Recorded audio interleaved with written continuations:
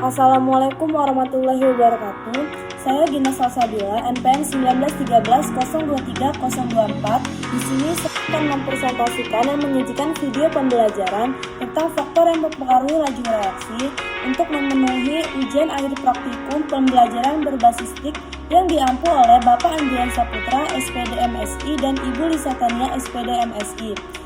Dengan indikatornya yaitu yang pertama, mengamati fenomena laju reaksi di dalam kehidupan sehari-hari.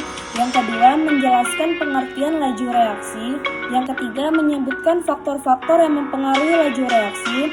Yang keempat, menjelaskan pengaruh konsentrasi, suhu, luas permukaan, dan katalis terhadap laju reaksi. Yang kelima, yaitu mengamati animasi percobaan yang mempengaruhi laju reaksi.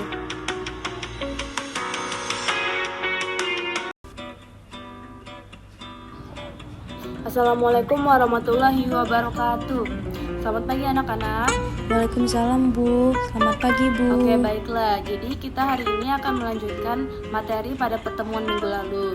Jadi pada hari ini kita akan membahas tentang materi laju reaksi. Nah, jadi sebelum itu Ibu minta kepada kalian untuk membuka situs Moodle Nesia kalian masing-masing untuk membuka modul yang udah Ibu sediakan. Baik Bu.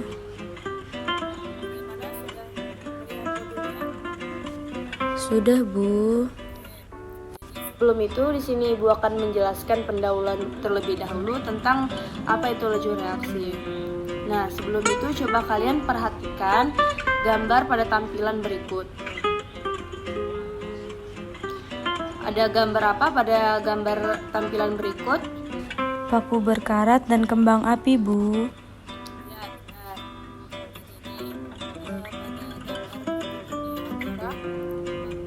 Karat dan kembang api. Nah, coba kalian perhatikan dalam kehidupan kita sehari-hari ini pasti suatu reaksi itu ada yang berlangsung cepat dan ada juga yang berlangsung lambat. Coba kalian perhatikan gambar ini lagi. Mana reaksi yang berlangsung cepat dan mana reaksi yang berlangsung lambat? Coba kalian sebutkan. Paku berkarat berlangsung lambat Bu, kembang api berlangsung cepat. Ya, benar sekali. Jadi, pengkaratan pada paku itu merupakan suatu proses laju reaksi yang berlangsung lambat. Sedangkan petasan itu merupakan suatu proses laju reaksi yang berlangsung dengan cepat. Nah, jadi suatu reaksi kimia itu merupakan suatu proses perubahan zat pereaksi menjadi produk. Jadi seiring dengan bertambahnya waktu, pereaksi tersebut akan semakin sedikit dan sedangkan produknya akan semakin bertambah.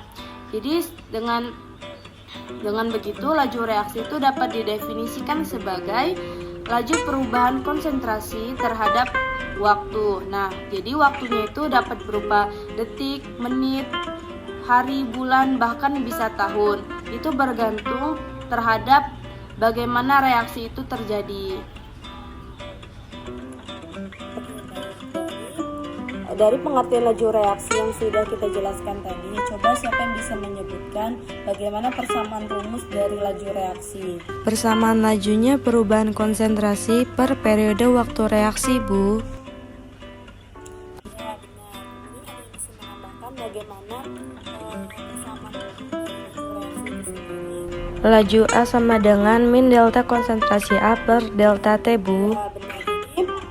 Delta A atau delta konsentrasi A, delta konsentrasi B, dan delta konsentrasi C itu merupakan konsentrasi dalam satuan molar dalam periode waktu. Jadi oleh karena itu konsentrasi A dan B berkurang selama reaksi berlangsung. Kemudian delta A dan delta B itu bertambah negatif. Sebaliknya konsentrasi AB akan bertambah selama reaksi berlangsung, maka delta AB itu akan diberi tanda positif. Nah, coba sekarang apakah ada yang bisa menyebutkan apa saja faktor-faktor yang mempengaruhi laju reaksi? Saya Bu, konsentrasi, suhu, luas permukaan, dan katalis Bu. Ya, benar sekali. Jadi faktor-faktor yang mempengaruhi laju reaksi yang pertama yaitu konsentrasi, yang kedua ada suhu, yang ketiga ada luas permukaan, dan yang keempat adalah katalis. Nah, kita akan membahas satu persatu yaitu mulai dari konsentrasi. konsentrasi yang besar atau pekat itu mengandung partikel yang lebih rapat jika dibandingkan dengan larutan encer. Nah, reaksi yang berlangsung lebih cepat jika konsentrasi reaksi diperbesar. Zat yang konsentrasinya besar itu mengandung jumlah partikel yang lebih banyak, sehingga partikel-partikelnya tersusun lebih rapat dibanding dengan zat yang konsentrasinya rendah. Jadi, partikel yang susunan yang lebih rapat itu akan lebih sering bertumbukan dibandingkan dengan partikel yang susunannya renggang, sehingga kemungkinan terjadi reaksi itu akan semakin besar. Jadi, konsentrasinya itu akan mempengaruhi laju reaksi sehingga dapat mempercepat laju reaksi.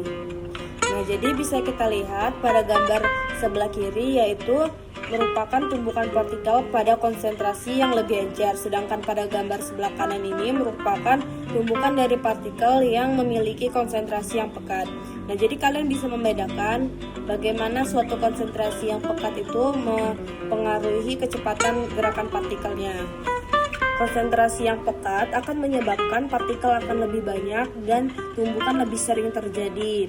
Sedangkan untuk larutan yang encer atau konsentrasinya sedikit, maka partikel atau tumbukan partikelnya itu akan lebih sedikit juga. Kemudian yang kedua yaitu faktor laju reaksi oleh luas permukaan. Nah, jadi pada pembahasan sebelumnya dijelaskan bahwa reaksi kimia itu terjadi karena tumbukan yang efektif antar partikel zat reaktan. Jadi, terjadi tumbukan itu berarti adanya bidang yang bersentuhan atau bidang sentuh. Jika permukaan bidang sentuh semakin luas, maka akan sering terjadi tumbukan dan menghasilkan zat produk yang semakin banyak, sehingga laju reaksi itu akan semakin besar. Jadi oleh karena itu, untuk meningkatkan laju reaksi, salah satunya dengan cara menambah luas permukaan bidang sentuh zat reaktan. Nah, contohnya saat kita sedang memotong daging, kita akan memotong daging tersebut menjadi kecil-kecil, sehingga membuat luas permukaan bidang sentuhnya akan semakin luas, sehingga dapat mempercepat pematangan atau mempercepat laju reaksi saat daging tersebut dimasak. Kemudian faktor laju reaksi yang selanjutnya yaitu dipengaruhi oleh suhu. Nah, jadi laju reaksi akan semakin meningkat dengan meningkatnya suhu reaksi. Jadi kenaikan suhu itu akan menambah energi kinetik molekul-molekul. Jadi akibatnya molekul-molekul yang bereaksi menjadi lebih aktif mengadakan tabrakan. Hal ini terjadi karena gerakan-gerakan semakin cepat pada temperatur yang lebih tinggi. Jadi partikel-partikel dalam zat selalu bergerak. Jika suhu zat itu dinaikkan, maka energi kinetik partikel-partikel akan bertambah, sehingga tumbukan antar partikel akan mempunyai energi yang cukup untuk melampaui energi pengaktifan. Jadi bisa kita simpulkan, suhu itu mempengaruhi laju reaksi. Semakin besar suhu, maka akan semakin besar atau semakin mempercepat laju reaksi. Nah, sebagai contoh faktor yang mempengaruhi laju reaksi oleh suhu, saat kita menyimpan sayuran pada kulkas itu akan bertahan lebih lama dibandingkan dengan kita menyimpan di luar kulkas. Karena saat kita menyimpan sayuran di dalam kulkas itu, maka mikroorganismenya itu akan terhenti karena suhunya yang sangat rendah. Sedangkan suhu yang sangat tinggi itu akan mempercepat laju reaksi atau mempercepat mikroorganisme sehingga dapat membuat sayuran itu akan cepat membusuk. Nah, kemudian faktor yang mempengaruhi laju reaksi yang terakhir itu ada katalis. Nah, jadi katalis itu merupakan zat yang dapat mempercepat laju reaksi, tetapi tidak mengalami perubahan kimia yang permanen. Nah, dalam skala industri kimia, katalis akan mempercepat laju reaksi tanpa menimbulkan produk yang tidak diinginkan. Katalis bekerja dengan cara turut terlibat dalam setiap tahap reaksi, tetapi pada akhir tahap katalis terbentuk kembali. Jika suatu campuran zat tidak dapat bereaksi, jadi penambahan katalis pun tidak akan membuat reaksi terjadi. Dengan kata lain, katalis tidak dapat memicu reaksi, tetapi hanya membantu reaksi berlangsung menjadi lebih cepat. Nah, coba kita lihat grafik berikut. Jadi kita lihat perbandingan energi aktivasi dengan menggunakan katalis dan tanpa menggunakan katalis. Jika suatu reaksi dengan penambahan katalis, maka akan mempercepat laju reaksi atau membuat jalan baru yang energi aktivasinya lebih rendah daripada biasanya. Oke, baik. Sebelum itu, coba Ibu akan memberikan kalian animasi percobaan tentang faktor yang mempengaruhi laju reaksi. Nah, coba yang pertama kalian simak tentang faktor pengaruh laju reaksi oleh konsentrasi.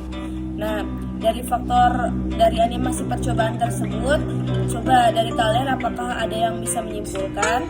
Saya Bu, jadi pita Mg dalam larutan 2 mol HCl itu lebih besar laju reaksinya dibandingkan pita Mg dalam larutan 0,1 mol HCl, dan tumbukan partikelnya lebih sering terjadi pada konsentrasi yang lebih tinggi Bu, sehingga konsentrasi yang lebih tinggi dapat mempercepat laju reaksi Bu. Konsentrasi yang besar itu mempengaruhi laju reaksi. Jika konsentrasi itu diperbesar, maka partikelnya itu akan bergerak lebih cepat dan tumbukannya akan lebih sering terjadi, sehingga akan membuat laju reaksinya akan semakin cepat dibandingkan dengan konsentrasi yang lebih encer, karena konsentrasi yang encer itu memiliki partikel atau tumbukan yang lebih kecil dibandingkan dengan konsentrasi yang besar.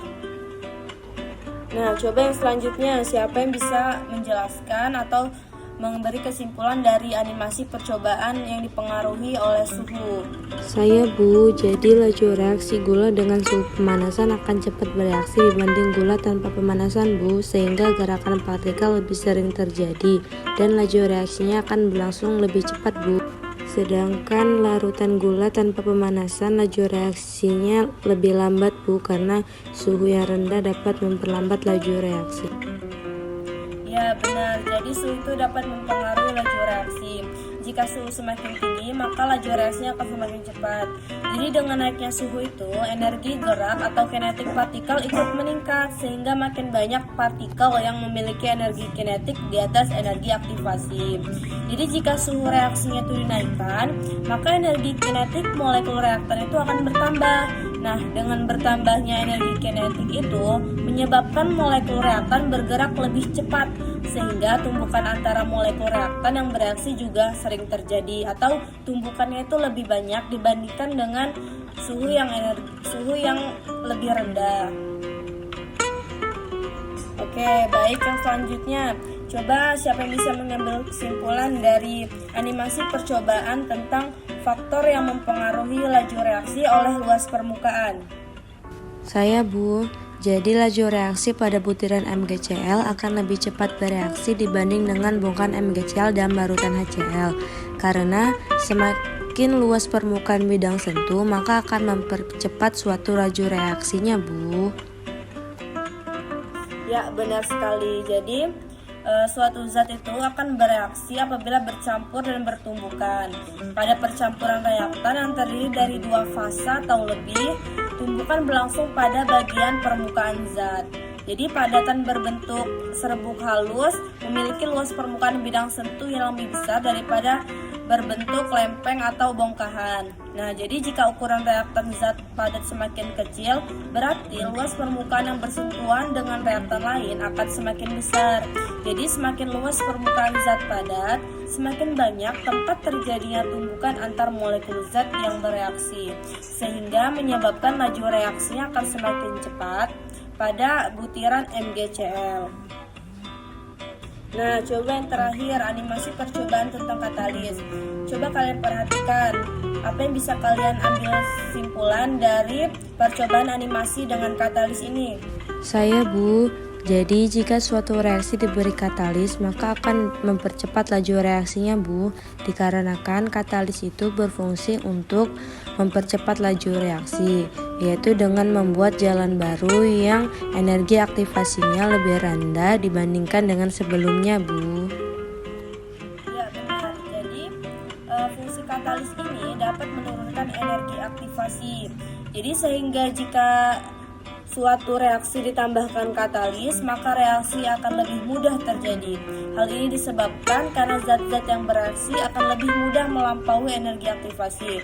Atau bisa dikatakan energi aktivasi itu dapat menurunkan energi atau dapat membuat jalan baru yang energi aktivasinya itu lebih rendah daripada biasanya. Nah, jadi dari penjelasan yang sudah kita bahas tadi, apakah ada yang ingin ditanyakan? Tidak ada Bu. Tidak ada yang ingin ditanyakan. Ibu akan memberikan kalian kuis. Di sini Ibu akan memberikan beberapa soal untuk kalian jawab. Siapa yang bisa menjawab dengan tepat, Ibu akan memberikan nilai tambahan. Jadi, soal yang pertama yaitu kalian bisa jawab, siapa cepat dia dapat. Nah, jadi soal nomor satunya, siap-siap. Salah satu faktor yang mempengaruhi laju reaksi adalah tekanan, benar atau salah? Saya, Bu. Salah, Bu. Benar sekali. Nilai plus buat kalian. Soal nomor 2 ya. Nah, coba kalian perhatikan gambar di samping. Dari fenomena tersebut, kalian bisa menyebutkan laju reaksi berlangsung secara apa pada gambar yang telah Ibu tampilkan ini. Ada yang bisa menjawab? Saya, Bu. Berlangsung lambat, Bu. Laju reaksi yang berlangsung dengan lambat. Karena Ibu tadi sudah menjelaskan di awal bahwa laju reaksi itu ada yang berlangsung cepat dan ada juga yang berlangsung dengan lambat. Laju reaksi yang berlangsung dengan lambat salah satunya itu pengkaratan oleh paku. Kemudian buat soal selanjutnya ini soal esai yang bisa kalian jawab. Nah, dari percobaan yang sudah kalian lakukan tadi, laju reaksi itu kan dipengaruhi oleh konsentrasi. Jadi apa yang kalian bisa simpulkan dari animasi percobaan yang sudah kalian kerjakan sebelumnya tadi? Ada yang bisa menyimpulkan? Saya, Bu. Jadi konsentrasi yang semakin dekat akan mempercepat laju reaksi, Bu, karena partikelnya lebih sering bertumbukan sehingga membuat laju reaksi yang berlangsung lebih cepat, Bu.